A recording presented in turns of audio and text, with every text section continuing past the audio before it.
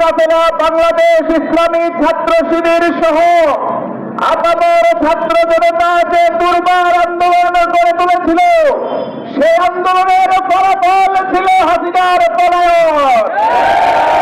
সেই প্রেক্ষাপটকে সামনে রেখে আজকে গণভোট এবং নির্বাচন অনুষ্ঠিত হয়েছে।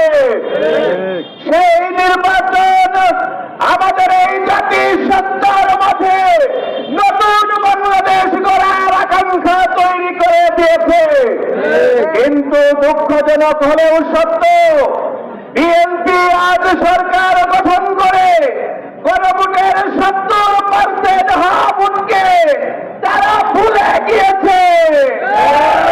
আমরা ছাত্র জনতার পক্ষ থেকে বলতে চাই, ছাত্র জনতা জীবন দিয়েছে, রক্তাক্ত হয়েছে, আহত বঙ্গুত্ব বরণ করেছে এই দেশের মাটি এবং মানুষকে মুক্ত করার জন্য। সেই মাটি এবং মানুষের সাথে যদি কেউ গাদ্দারি করতে চায়, তাহলে তাদের ব্যাপারে জুলাই গণঅভ্যুত্থানের নেই পুনরায় দুর্বার আন্দোলন গড়ে তোলার জন্য আপনারা প্রস্তুত আছে?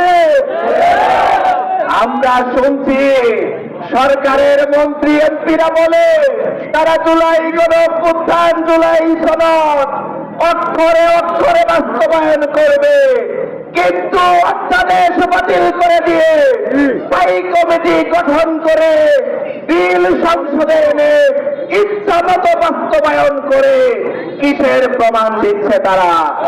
আজকে স্বরাষ্ট্রমন্ত্রী সংসদে দাঁড়িয়ে যখন বলে তারা জুলাই সনদকে, গণভোটকে মেনে নিয়েছে শুধুমাত্র নির্বাচনের জন্য, তাহলে এই জাতির সাথে প্রতারণা এবং মিথ্যাচার তারা যে করলো এর জবাব একদিন তাদেরকে দিতে হবে।